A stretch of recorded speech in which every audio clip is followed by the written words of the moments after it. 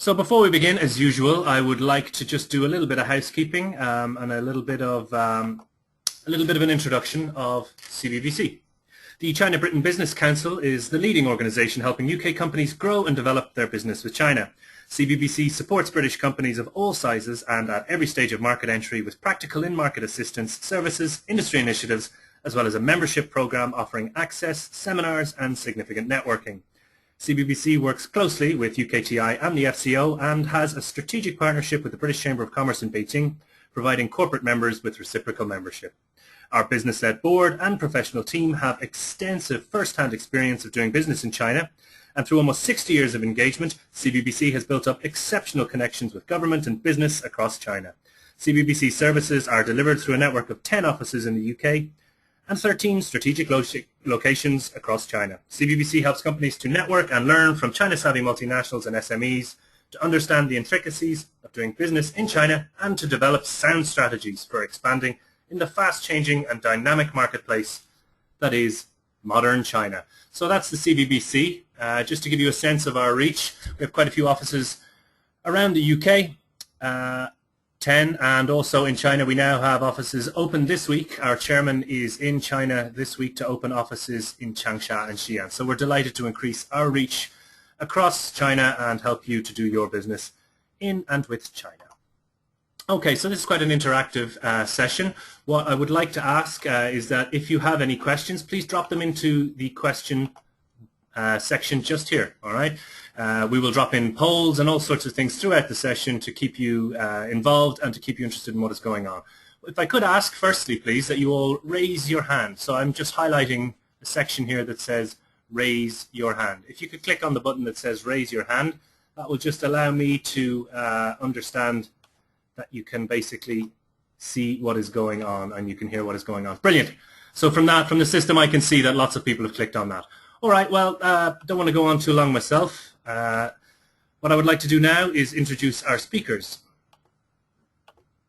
Our first speaker today is Alan MacCharles. Alan is a partner in our Shanghai office who specializes in market entry and M&A related strategy. Alan leads the retail industry in China for our, being Deloitte, advisory business. He has conducted over 100 assignments since relocating to Shanghai in 2006, including multiple assignments for retailers, hospitality and FMCG companies. Alan has also led multiple independent market research projects for inclusion in the prospectus document for companies seeking a listing in Hong Kong. This entails developing an independent perspective on the market environment in which the prospective listing companies operates. Alan has published on the Chinese consumer market, including a series of studies on the China consumer based on survey data. A new survey of the study has just been released, and he has also recently published on joint ventures. He has also supported the development of the 2007, 2008 and 2012 IHRSA Asia Market reports. So we're delighted to have Alan as our lead speaker today. Also speaking will be Chen, who is the Director of East China and the Chief Rep in Shanghai of the China-Britain Business Council. Chen is CBBC's Director of East China, where he heads up a sizable team and 2 regional offices in Nanjing and Hangzhou. Chen joined CBBC in 2007 as an assistant director at CBBC, heading up CBBC's research and consultancy team based in London, and in 2010 he moved to Bristol to manage CBBC's new Southwest regional office and act as a China business advisor for UKTI. Chen is a graduate from the University of Manchester and previously worked for UKTI Northwest, Manchester's inward investment agency, and the management consultancy firm Stratagem.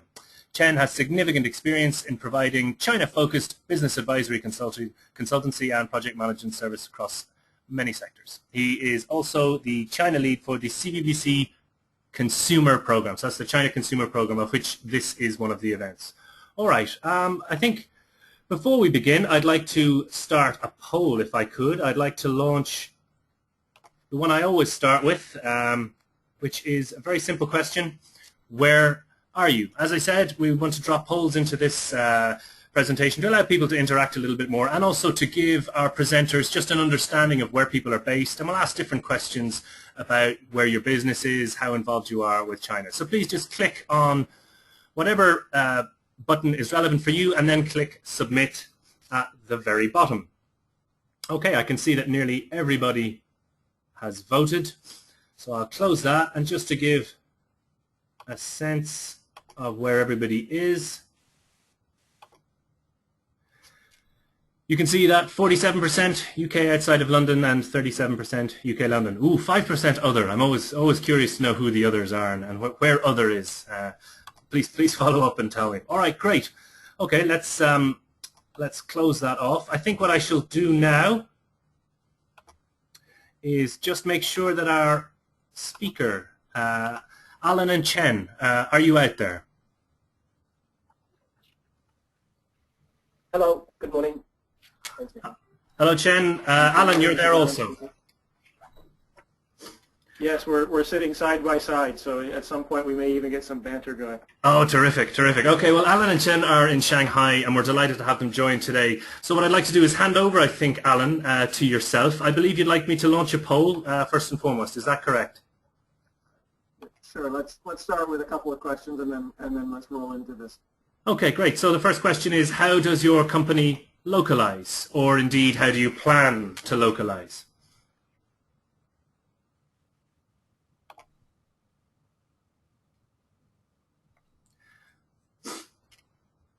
So if you could please click on whichever answer is relevant to you. So your options are change style or sizing, rely on a local partner, acquire and continue local offering, does not localize, or not applicable. Perhaps you're not in a foreign market. So please click on whichever answer there is most pertinent and most relevant to you. I'll just give it another couple of seconds. How's the weather in Shanghai, guys? Polluted. Polluted. That's a lovely spring has sprung in the UK, I'm delighted to say. Okay, so that's nearly everybody. I'm going to close that off. And just so I'll share it with everyone in the group. So the largest there is 47% relying on a local partner. 18% change style or sizing. 6% acquire and continue local offering. 18% do not localize, and 12% NA. Okay, I'll hide that. Alan, over to you. Okay, thank you, David. So let's get into this. So let me explain quickly what I'm about to walk you through, and then we can pick up some of the questions and feed back the poll as we go into it. I mean, basically, about every 18 months or so over the last 5 years, I've done a consumer study, and particularly a Chinese consumer study. And what we're trying to understand in the process of doing this is, how is the consumer evolving? How quickly is the consumer maturing? As they both become a little older, and that is an underlying demographic, as well as how as they get a little bit wealthier as well. And then the final of the things that we're trying to understand is, how is the offering that's made to the consumer both evolving and maturing at the same time. So this study that we're about to walk through was released earlier this year. The actual survey underneath it was done in late 2012. And what we'll do over the next 20-25 minutes is present a few of the high-level findings from that study. And if you do want a copy, by all means, drop me an email. It should be on the bottom of every slide, so there's no issue in terms of sharing this. So on the first slide that should be on the screen now, put some of the high-level summaries and findings. So when we come back to the point of relying on a local partner, which is very common, we'll touch on that I think more when we get to e-commerce and channel conflict, which is where that issue tends to be more of an issue rather than a benefit. But from a consumer point of view, the first thing that we're noticing is that the way that you define your brand in the market needs to be very well tuned. So to the extent that you're in the market, is making sure that you know who your customers are and where you're going with your brand and your proposition. To the extent that you're not yet in the market, it's more a concern around making sure that you know what your proposition will be as you come into the market. We've on the value for money point, we've hit this point numerous times over the last few years in terms of what is going on underneath and what's going on, in terms of what is going on in the mind of the consumer. And as we go through it, and we'll go through the data in a minute, but it's become very evident that value for money means different things, obviously, at different price points. But it is probably one of the strongest components that we're seeing to the Chinese consumers' behavior and how they approach, particularly in this case, because we were focused on apparel, how they approach their wardrobe and wardrobe purchases. The consumer going to shopping for diversity, the consumer has definitely become much more sophisticated and at a surprising speed since we started doing these surveys 5 years ago. And one thing that does come through, and particularly in the younger demographic, is the demand and the desire for new brands and for niche brands that convey distinction and individuality. So when we start thinking and going back through UK brands, both those in market and those not yet in market, UK brands are, at least from my view, very well positioned to take advantage of this diversity trend, both with strong brands and unique proposition. As we look and we start to probe around brand loyalty, there are two things that come through. The first, and this is one of the first times that we've started to really get a good detection of it, is that the consumers are becoming more loyal. They are loyal and becoming more loyal. So to brands that they've had a longer-term relationship with, they're trying to keep that relationship. And I think there are a couple of things going on, and both is a rising sophistication of the brand to maintain that loyalty as the consumer basically becomes a bit older and a bit wealthier. But the second thing, and where we see an opportunity emerging, is around the VIP programs and the loyal customer program. And well, we're not going to go into a huge amount of detail in the next few minutes, but one of the things that came up recurring through the broader study was the lack of differentiation in the VIP programs. They're basically high-spend programs and offer discounts, and they're not achieving the objectives of the brands and those that are spending considerable amount of money trying to create these programs. The real value add and the real loyalty is actually sitting with the sales assistants. And the challenge, of course, as I'm sure many of you on the call will know, is retaining the sales assistants is a difficult challenge. So staff turnover is always an issue. And then the final point that we'll touch on today is the rise of e-commerce. And e-commerce is becoming, it is no longer optional. That's the first point. In my own experience, we've got a number of clients that are asking about doing e-commerce only approaches to China. And it needs to be done right. And one of the challenges, particularly coming back to the polling question, is that the reliance on partner often makes it difficult to do e-commerce properly. And by properly, and we tons of literature, there's tons of literature on this, but to get the integrated consumer experience done properly, what we're finding is that because e-commerce and hence creates channel conflict, a lot of companies are not able to do e-commerce the way that they want to and the way that they should be doing. So that's the outline of what we're about to flip through into a little bit more detail.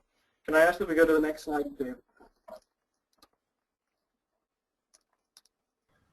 Okay, I've changed that slide. There might be a little lag for you, but it's definitely changed from my side. Okay, so I'll continue on then. So then on the next slide, so what we've done in this presentation is we're showing a number of findings and we're showing the data. And in this case, let me run across the chart and what's here. On the first column, we have the overall conclusions, and I'll walk through the implications of the chart in a second. In the second two columns, we then do a segmentation by men and women. And in this case, we're talking about factors that drive a purchase. And the dark blue, I'll talk about the dark blue across the bottom first. That's brand. So overall, brand is the second most important driver of a purchase across our survey group, which was about 1,600 people. For men, and this will be no surprise to anyone in the industry, for men, brand is more than twice as likely to drive a purchase and is actually the #1 factor driving a purchase for men. Whereas for women, it's the #4 or #3 factor. So brand is much stronger with women. I think we all know that. That's sort of one of those confirmatory elements that says the data is coming back and makes sense. The second thing then, as we go further to the next sort of bunch of charts, is then broken out by income groups, or not income groups, by annual spending on apparel. So by spending group. So, and these will be consistent across all of the slides, so I won't explain these again. But the first group is between 1,000 and 5,000 RMB, and then the last group is over 20,000. And the two groups in between are broken by 5 and 10,000 RMB increments. So basically what you can see, if we just talk brand, is across the bottom. The dark blue is as you spend more on apparel, brand becomes increasingly important. The second thing, though, that you know, is if you go up one column and look at the one bar group, and you look at the green, quality, well, men are willing to sacrifice quality if we go on to the left, and again, that will be no surprise. But as we go across the income groupings or the spending groupings, is that quality remains a consistent factor across all spend levels. So that explains how to read the chart. Gives you a couple of the observations from this particular chart. What we've driven out of this is that quality and value for money, and you see the value for money is the light blue one on top. The quality and value for money tend to be the stronger drivers for purchase, for purchase among Chinese consumers. As you get into the top bracket, depending on the brand that you have, those that are spending over 20,000 RMB a year, then you're seeing that brand is becoming an increasingly large pull factor, and that has to do with, I think, a lot with will. But when we look at what's actually sitting underneath and draw the overall conclusion, it comes back to quality and an affordable price, generally across most income groups and most spend groups. So that should be a fairly consistent picture with what you would see in many Western markets. As we go to the next slide, and this is the second format that we've used. We've only used two formats of charts. So on the next slide, what we've done is again, the left-hand side is overall across a number of dimensions, and then the other columns are annual spending. But the key points here, and the question here is, which factors do you value when making an apparel purchase? Is design and style. I'm going to the second row here. But design and style are by far the strongest influencers of what is going on in terms of driving purchases and making decisions. So when we look at what the consumer is doing and what the consumer is signaling, and we'll see it more in the subsequent slides, is it needs to make me feel unique. It needs to fit me. It needs to be something that I think is special. So, and I think that should resonate quite well. As we look at the lower 4 or 5 elements, and here we have, you know, the salesperson services, the environment, the brand notion, and something that makes it feel premium. You'll notice that, and particularly so across all of the groupings, is that there's a big drop-off from the first 3. So the first 3 are related to the physical element of the item, the quality, its design, and its fabric. The softer, more experiential components that are less to do with the sale, the consumer discounts those considerably.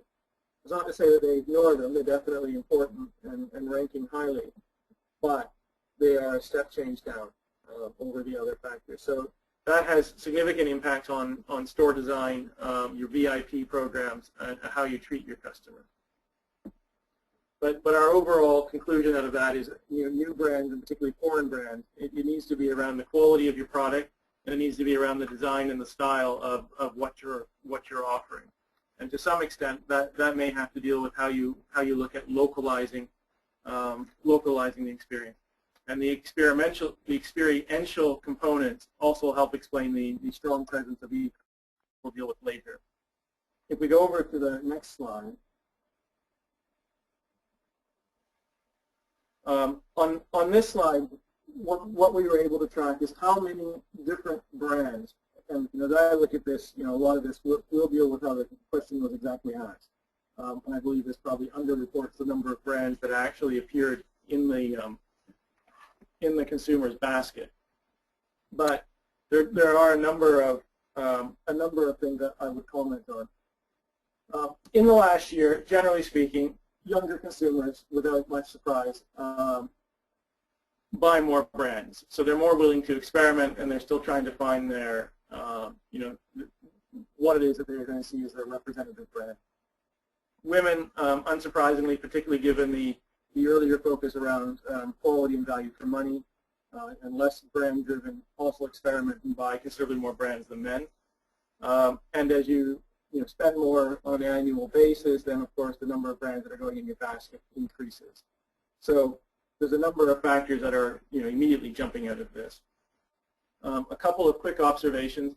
When we look at the youngest age demographic here, 20 to 25, and we're looking at that high number of comparative brands that are being bought, from a UK point of view, I would say that that lower end of that age spectrum, if you were doing a direct comparison to the UK, is probably more like 16 to 25 rather than 20 to 25 in terms of the brands and the styles that age demographic is buying. It takes a little longer for the consumer here to get to that same level of comfort that a UK consumer might have at a younger age.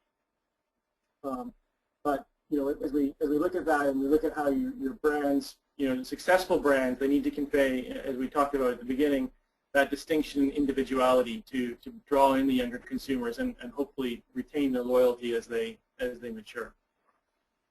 If we go over to the next slide,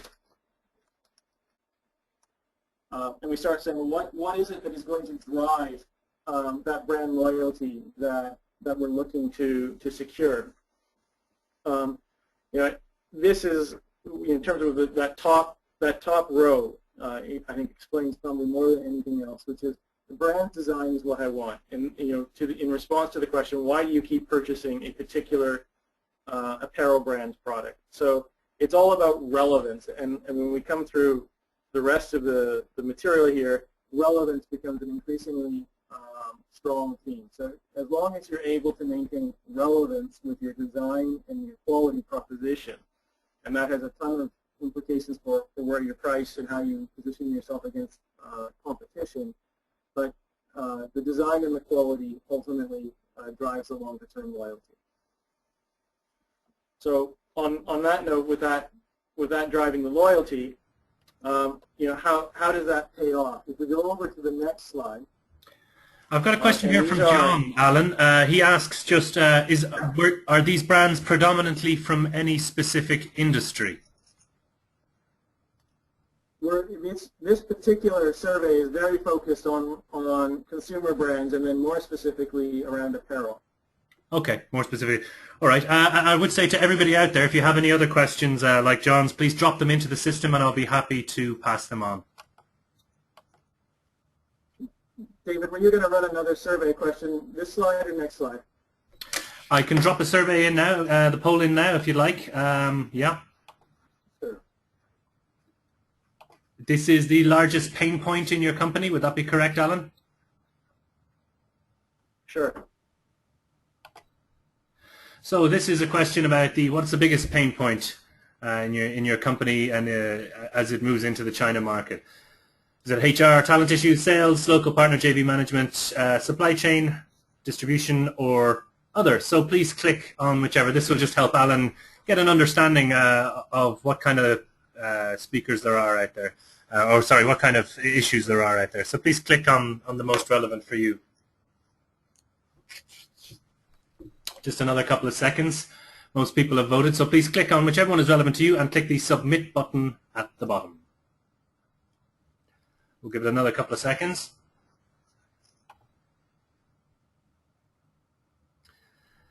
I can see some pretty common threads coming through. I think we'll probably we'll close it there. And unsurprisingly, I think the largest one here is HR and talent issues. It seems to be something that is pretty common across almost every industry, irrespective of what it is that they do. Alan, would you like to comment on the results there? I'm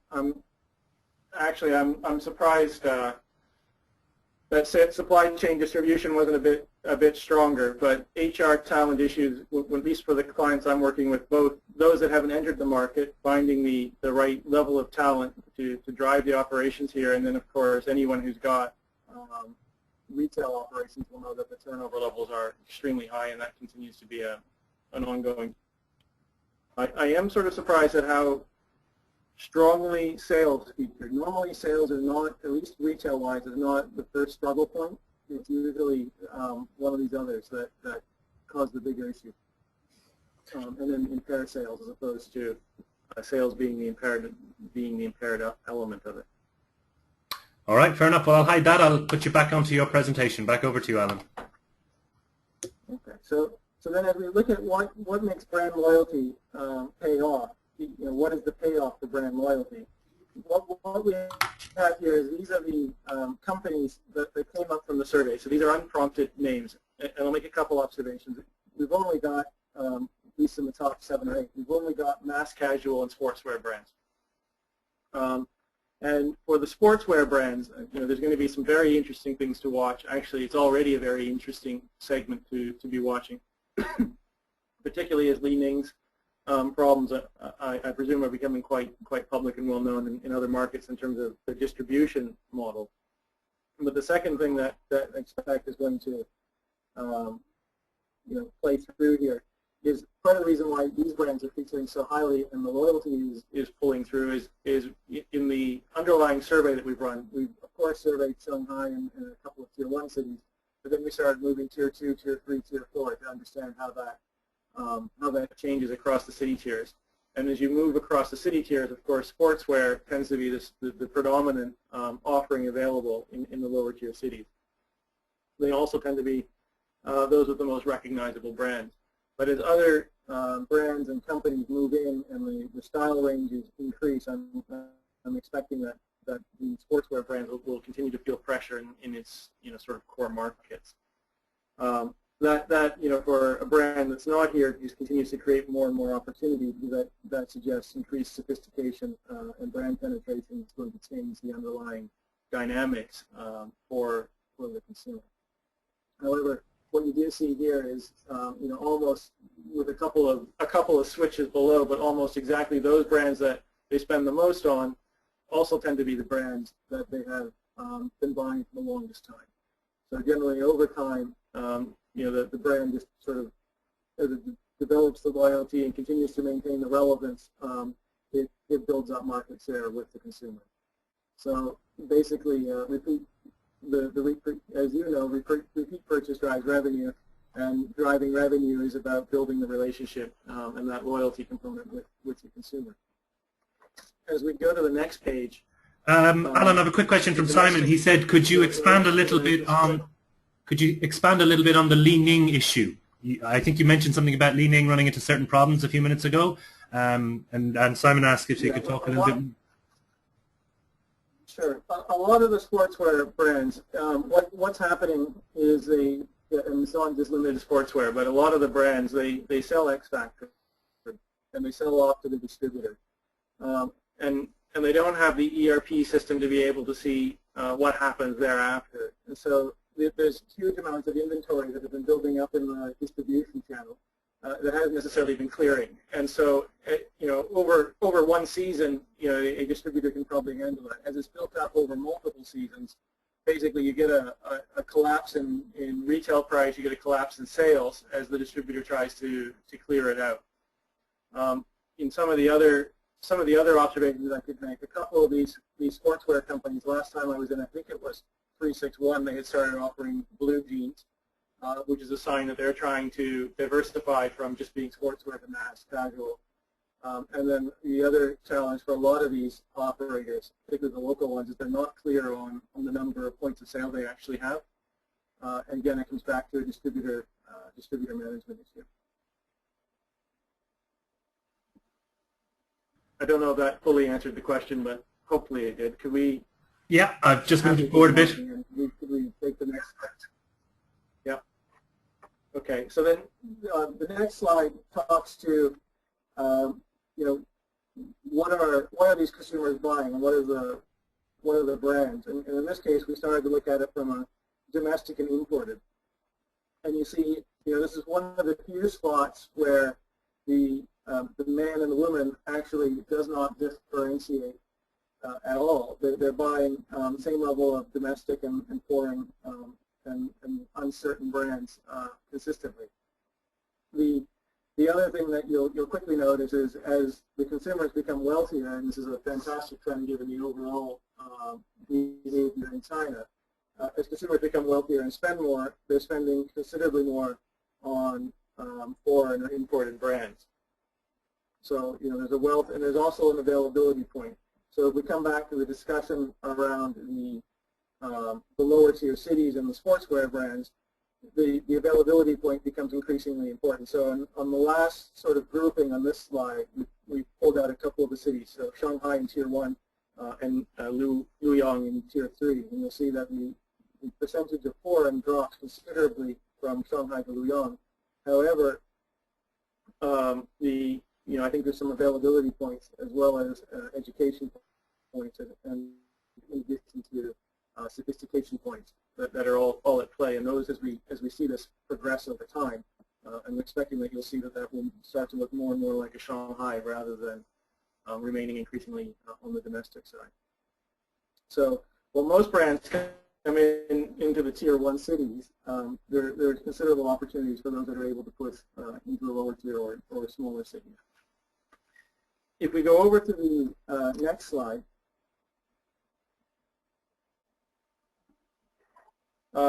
this comes back to that localization question that we asked right at the beginning. And very clearly, it's obvious that, well, I don't think localization is essential, relevance is. So it's that key theme. And I think that this dark blue column that's sitting across the bottom of both these charts, top chart talking about cutting in size and the bottom chart talking about design, either way, as long as it fits my demand. So basically, as long as it's useful for me or it's relevant and it fits, no problem, whether you localize or whether you don't localize. If your size doesn't fit or you're not relevant to the consumer, then it doesn't really matter whether you've localized or not. So there is probably, if we're talking apparel, quite a bit of sizing and localization to be done, but it depends very much on your brand. If you've got a smaller fit and a tighter fit, for example, then the amount of localization is probably much smaller. It's more about making sure that your fabric, your design, your brand values are relevant. If we go over to the next page, now we're starting to probe onto the online purchasing. And David, now's probably a good time to run that last survey question. Absolutely, yeah, let's fire that one out. So this is obviously one to do with e-commerce. In international expansion, how is, I'll just launch that now, how is e-commerce positioned for your company? So please have a click. What role does e-commerce play in your China strategy?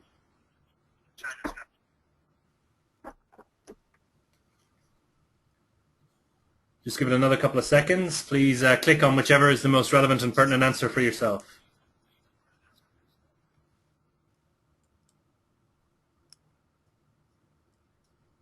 So is it enter the market with e-commerce, outsource to a distributor, offer an integrated retail experience, or channel conflict? Which is the most relevant for you?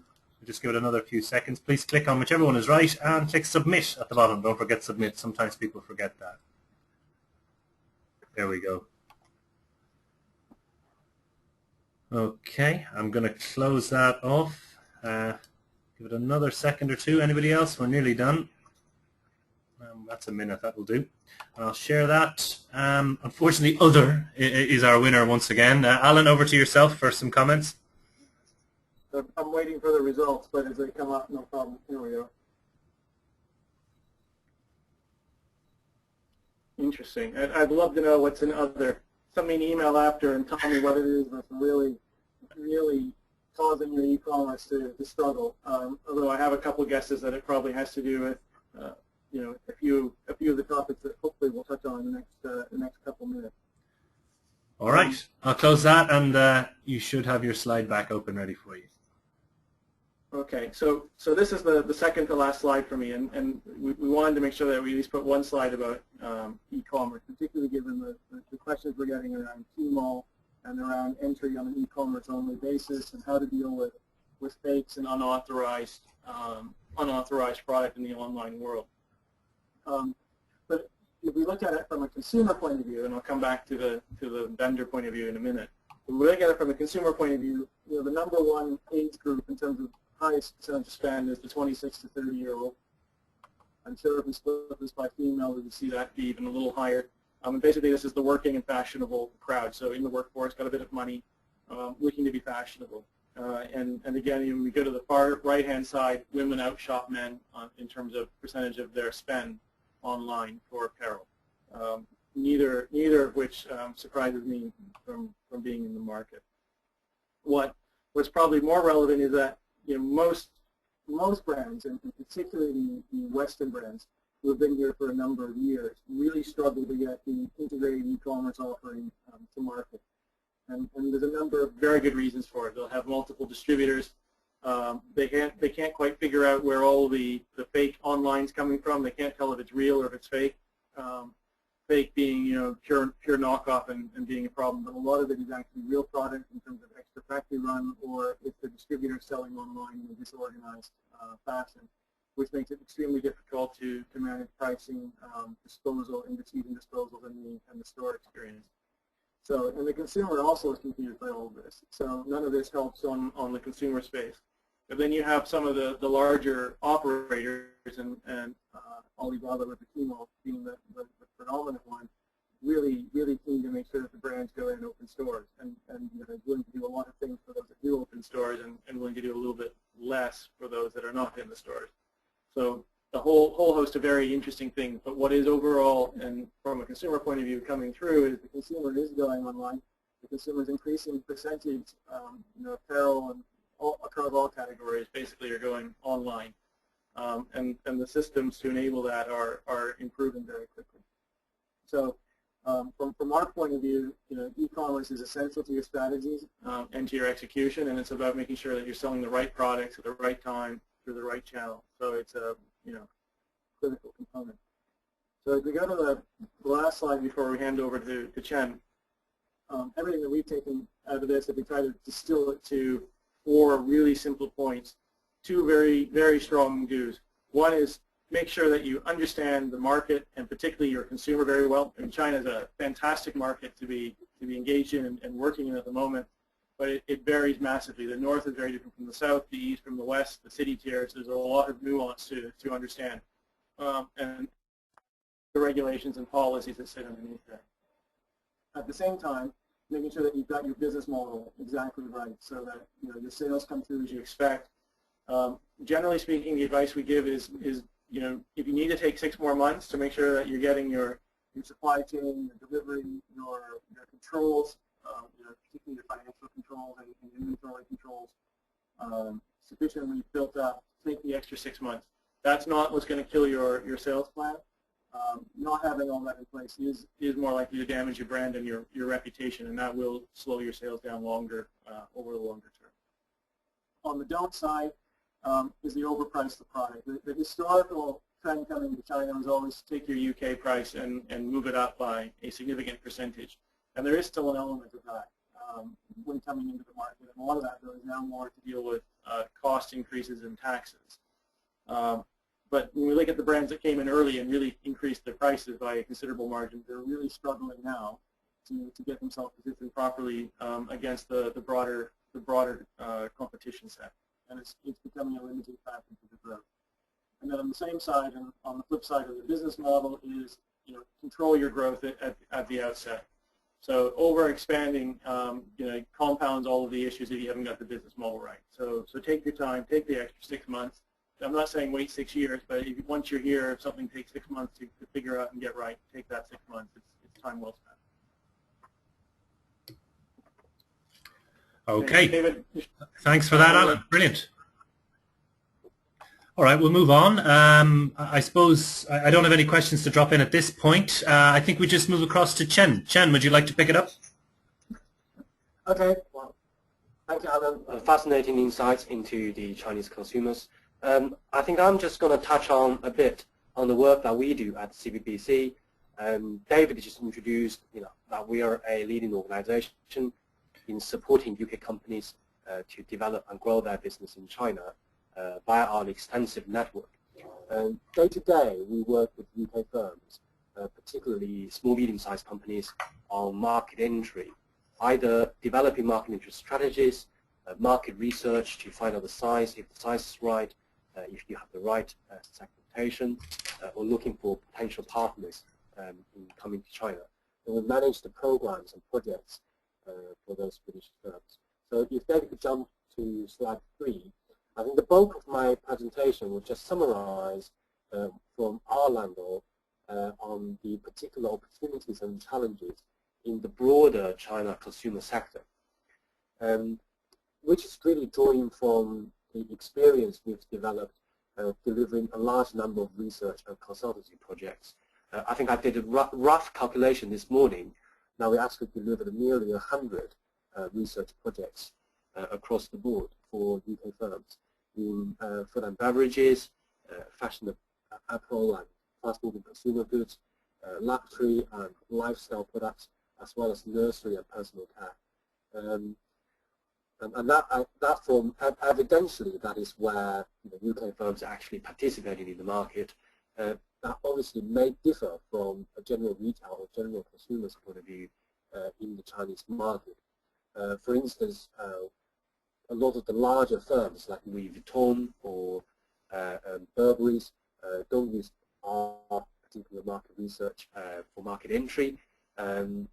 So I think the data, however, suggests there are significantly more British firms who are maybe in the process of or have not yet been to the Chinese market.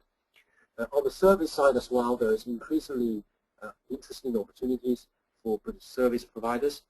We've had a number of projects with British companies selling ready-made content, be it a children's television program or apps to be used at nursing homes or schools, to publication, translated version or licensing of literature, to branding, marketing and design consultancies in both fashion design as well as product design.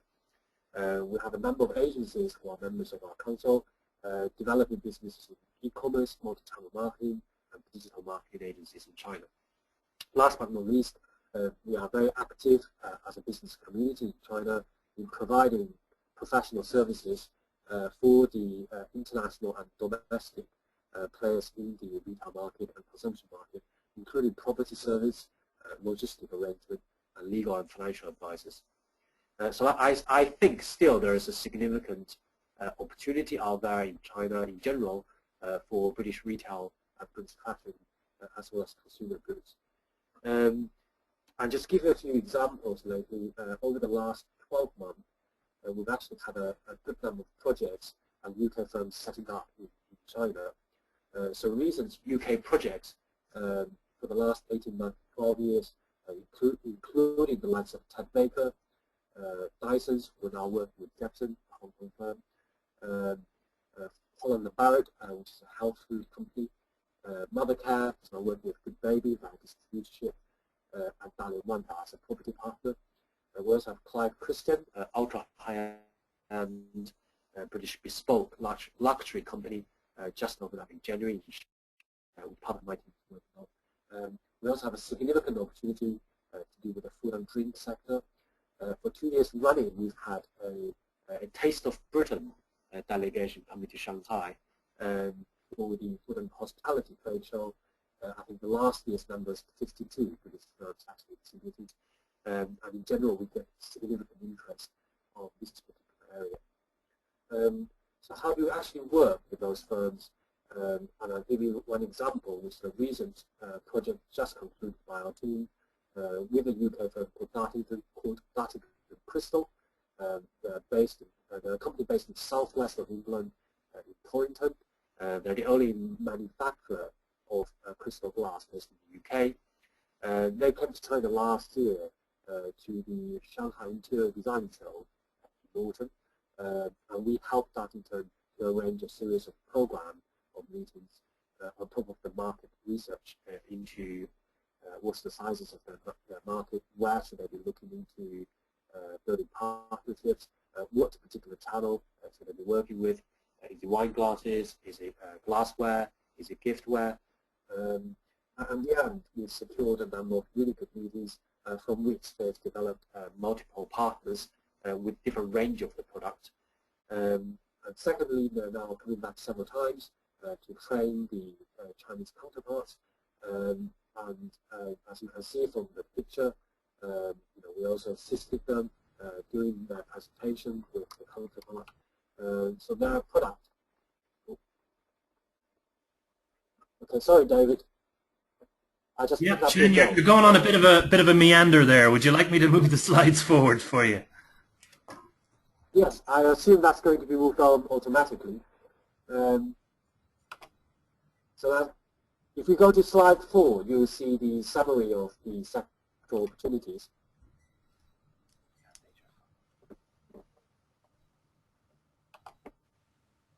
Okay, where am I going? We're having a bit of a lag. So if you go to the summary of sectoral opportunities, which you can see the breakdown between product and services. There we go. Lovely. Sorry, it's my fault. Nobody's fault. Let's just keep going. Okay. So just to recap, we see a significant number of opportunities in both the product category and the service category for the British companies. On slide 4.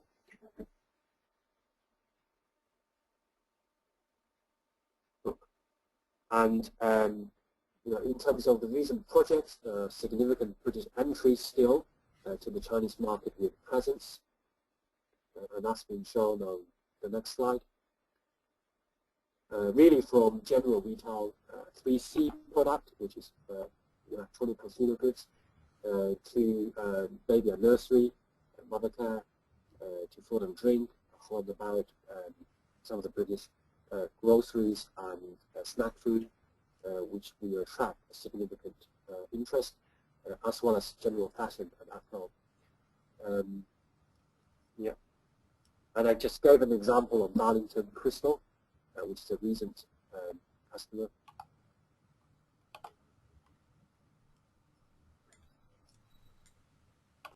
So we really helped the company from before they entered the Chinese market for the first time on this particular trade show, introduction to China marketing partners, selecting a subcategory of possibilities to work with, and assisting the company through their relationship development with their China counterpart. So we are now in the process with Darlington project on developing the store brand story, some exclusive lines for the Chinese market, and I think at a brand new high-end department store in Shanghai, with the opportunity to expand into 40 new locations. So with that in a fantastic success, they're now quoting that the potential of the Chinese market could equal the whole of the international export put together. So just one very quick example of the many projects we're actually working on now. Alan touched on a very important area, which I agree, which is the e-commerce section. So David, moving to the next slide. I just want to quickly touch on e-commerce being a very topical issue here nowadays in China, with both opportunities and also with challenges. Firstly, I think the e-commerce lifestyle in general with Chinese consumers differs a bit to the West. In China, there's the offline and online culture, for instance.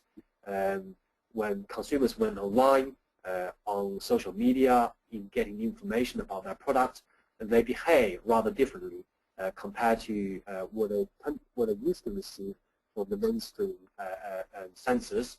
The other significant factor is the key players in the Chinese e-commerce scene also differs greatly to the West. If you look at Amazon, if you look at eBay, they're further down the line in terms of the market share. So on the top Chinese 15 B2C websites, Tmall, which is part of Taobao, which is the B2C element of the Taobao division of Alibaba. Then JD stands for Jingdong Commerce Mall, which is by 360 Buy. And a couple of other newcomers, such as Number One Mall, are very, very active in the Chinese market. I think gradually international companies see using e-commerce either as part of their multi-channel marketing strategy or as the sole way of entering into China, really interesting seen. I'll give you one example. Chen, I have a question here, quite a good question. I have a question from Emma, and she's saying, why such a huge jump, for instance, in Tmall between February and March? Yes, there are a number of reasons for that. First of all, I think it's the Chinese New Year. There's a lot of the Chinese consumers who went off during the Chinese New Year celebration. My guess is, once you returned after 15 days holiday, that significant buying habit will rise.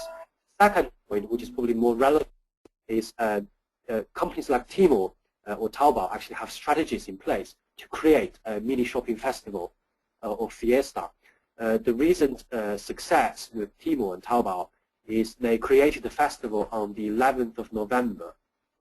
And during that time, I think one day they actually created 19.2 billion RMB worth of revenue just on one day. And they call them the Guangguan Festival because one is almost standing like a stick. And Guangguan means single man or single woman. And similarly, I think in March there are a number of festivals that's happening. So potentially the reason to explain that. Thanks very much for that, I'll Chen. check out precisely why that is. Just going back to the example I was trying to give, there's a UK firm we knew for quite some time, a tiny company based in Bristol called Aphora Aromatic. We knew the company in early 2000 because they had a problem with a Chinese firm copying their product.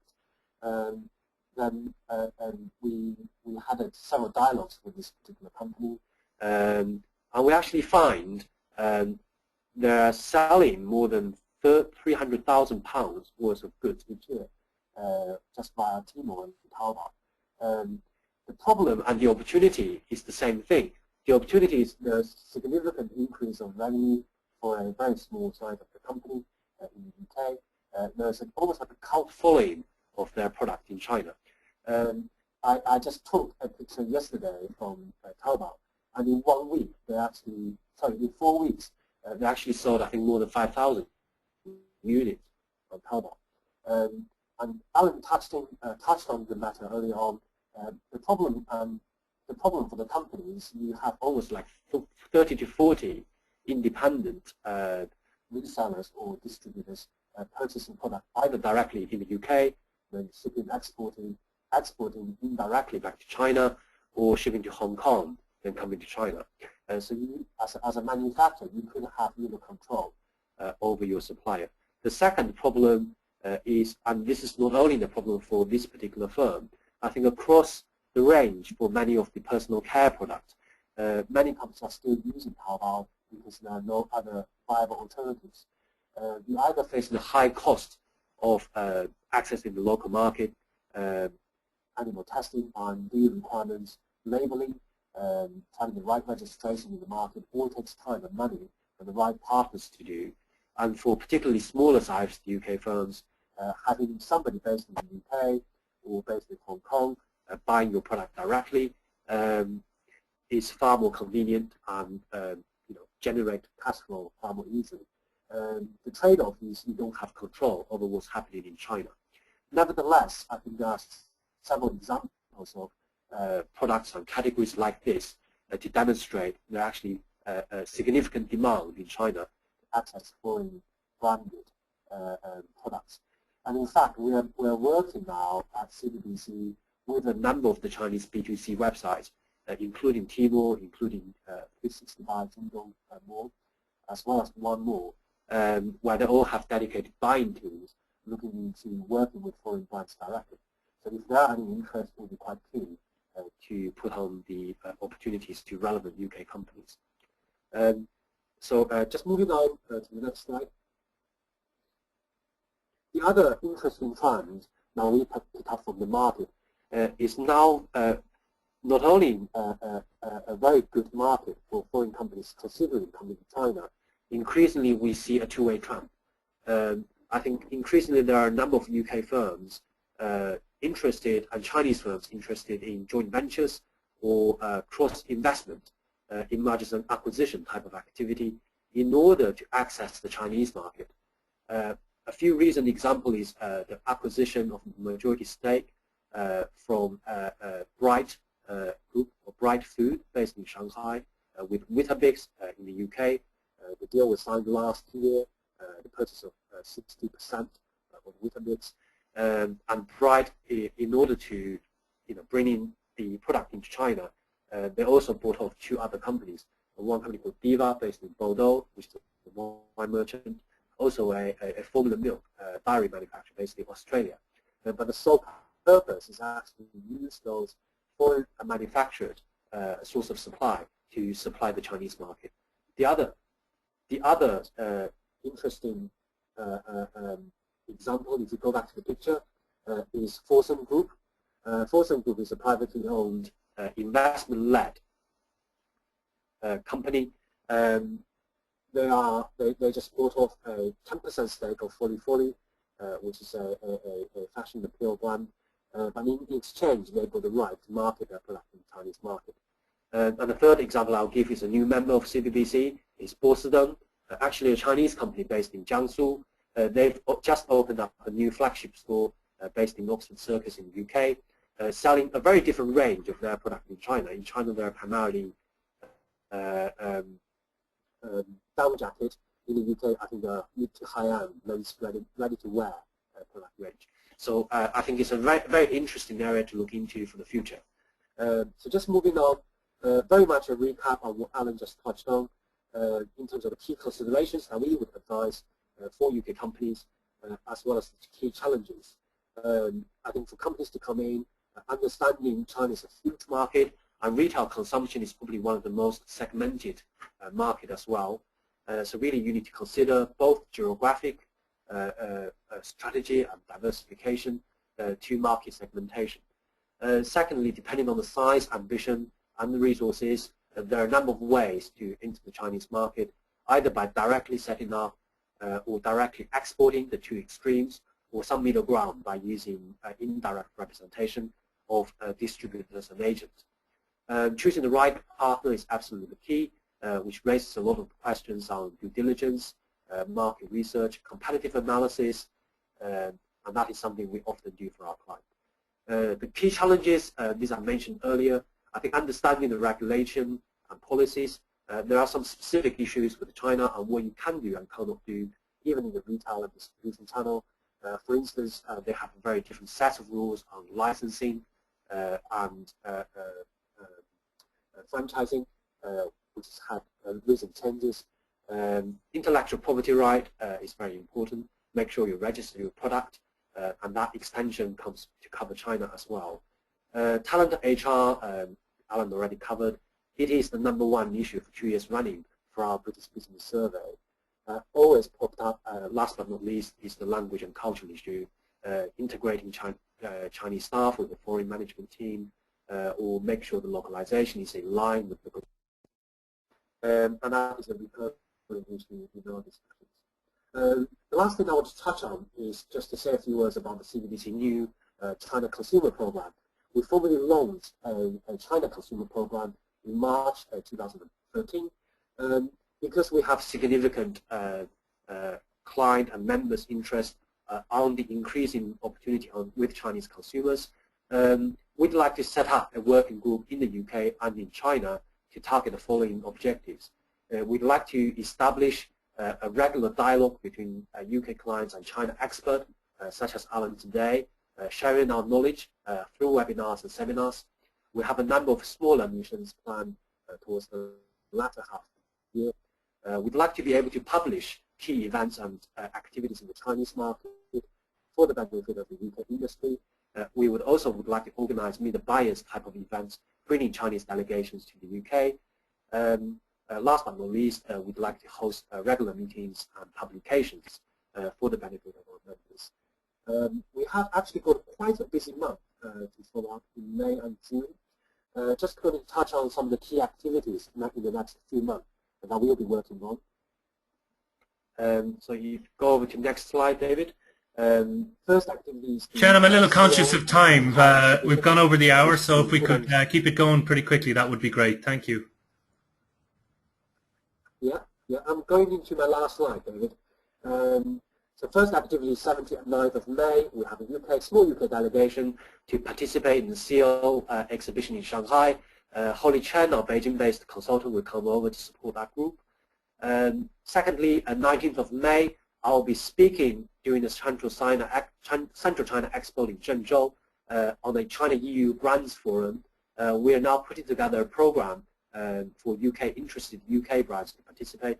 There will be opportunity for participating UK companies to meet local distributors, potential buyers, and retail landlord. The last time I saw the list, there are about 12 Chinese companies, major distributors signed up, and we will do a talk on behalf of the UK industry. Me if you wish to participate. There's a similar event in Beijing, doing the China International Services Trade Show on the 1st of June, particularly relevant to UK companies engaging in e-commerce. We're organizing a forum with CEOs from Chinese firms. There are already quite a few UK firms signed up to that. So once again, opportunities for UK firms to meet Chinese B2C retailers. Over to the next slide. There are 3 events in June, July. We are planning the next webinar at the end of May, early June, with CIC, which is the China expert on social media and internet data. They're part of the WPP group, so we hope we get an executive director from them to talk about the differences between Chinese social media and Western social media, but also the relevance of that to the Chinese consumers and how should an international brand position themselves. In mid-July, between the 11th and 13th, we're planning the program of a Shenzhen Fashion Week. As you're probably aware, Shenzhen has been to the UK fashion show in London for the last few years, and we are working with the Shenzhen Garments Association with the UK government support, UK trade and investment, and our support on the dedicated UK activity. Nova Mania is another trade show in Shanghai for younger, more fashionable brands. Last year we had quite a few UK exhibitors, so we are still attracting UK exhibitors to this particular trade show. So quite a lot of activities going on. Going to the next slide, if you're interested in finding out more on some of these activities, please drop me a line. I'm based in Shanghai, and we have quite a sizable team working with UK firms, particularly on retail and consumer products. So David, that's the end of my presentation. Great. Thank you very much, Chen. Yeah, we have time just for 1 or 2 quick questions. I'm conscious we've gone over the hour. I've just got one question here from Frank. I suppose this is to both of you, really. Is there any way to stand out as a legitimate seller or firm on Alibaba and Taobao? So just about trying to position yourself or stand out from the crowd a little bit on those online platforms. Any advice there? Okay, yeah, I'll answer that first of all. The differences between Alibaba, Taobao, and Tmall is Alibaba is the company owns Tmall and Taobao brand. Alibaba is also positioned as the B2B trading platform for, let's say, a UK firm really wanting to buy a source from an industry company or manufacturer. Tmall is the B2C platform.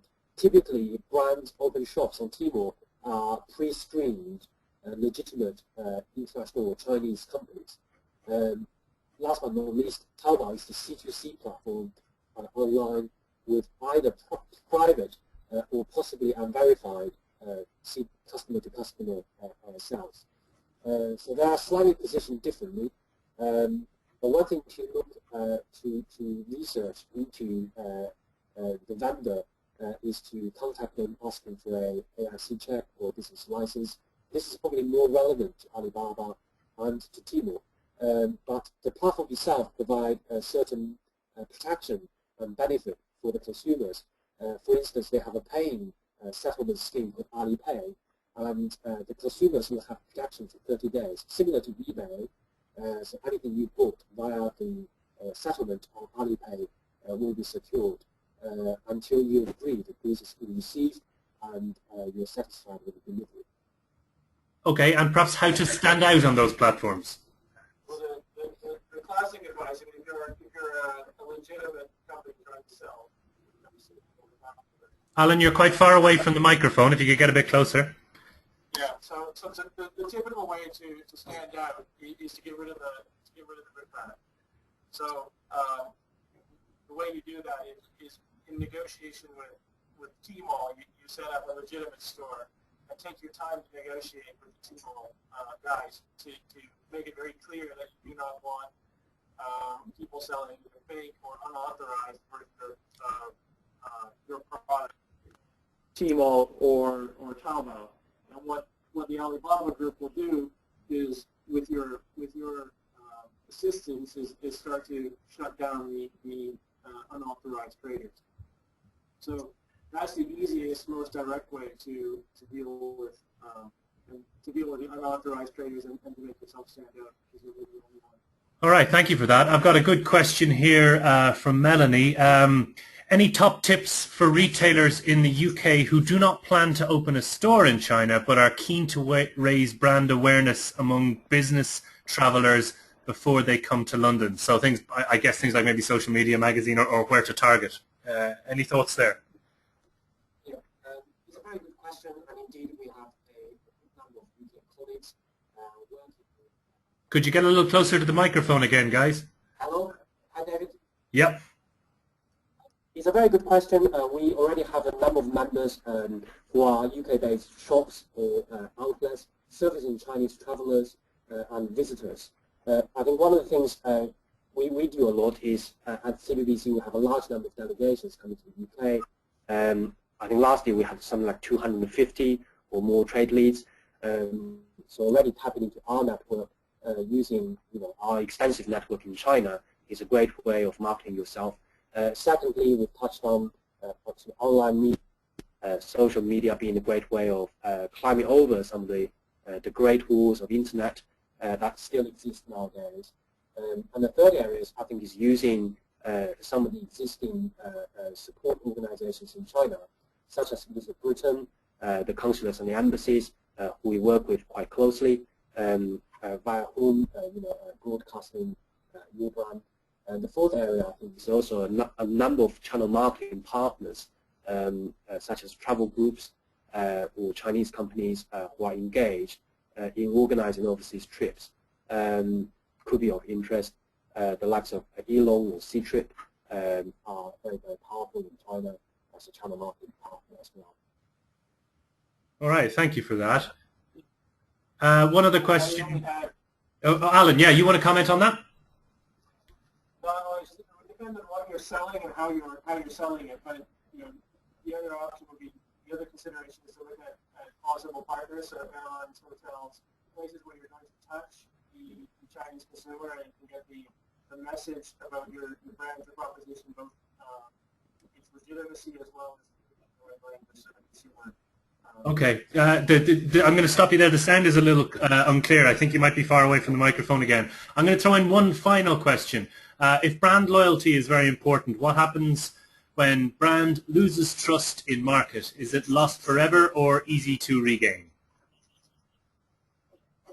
It depends what the brand was selling and how they lost the trust. It's not easy to regain, and I think you're seeing a very obvious example of that by the shortage of milk powder currently on your shelves in the UK. That's how far the consumer is willing to go to get around a lost trust proposition. Yeah, fair enough. I think that for those who don't know, that very well-known scandal of tainted or pretty useless milk powder has knocked on to an effect of people coming over here, or anyone who's on holiday stocking up on milk powder in suitcases and bringing it back. All right. I have a question here from Nigel. How many of the lessons on quality and value translate from consumer to B2B activity?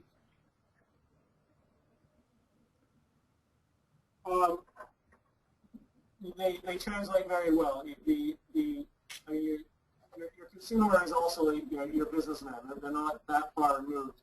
Our experience doing B2B work with local companies is you need to be very clear on what your value proposition is, and if you're delivering at some standard quality, it will be a one-off transaction. So the same messages, the same points, they would apply almost universally, I think, are important. I concur. Chen, do you want to wrap everything up, Chen? I think we'll probably get to the end of our questions. If you'd like to perhaps do maybe a closing statement of some sort. Okay. Well, thank you everybody for signing up to this particular webinar in the morning. Thank you, Alan, for giving up your precious time to present with me. This is the start of a series of webinars we'd like to do on Chinese consumers. You've had good suggestions, requests, or interest to act as a speaker. Please contact me or David. Other than that, I look forward to speaking to you in our next series in 45 minutes' time. All right, thanks guys. Thanks Alan and Chen in Shanghai. Just to wrap it up a little bit from our side, just some related upcoming events. Tomorrow in London we have a members briefing with Paul French of the Chinese middle class, still the world's most compelling consumption story. On the 25th, if you're in China, our chairman, David Brewer, he's over there, as I said, opening a couple of offices. He's opening Changsha and Xi'an, going to the CEC forum and other important meetings for CBBC while he's there. There will be a dinner Thursday this week.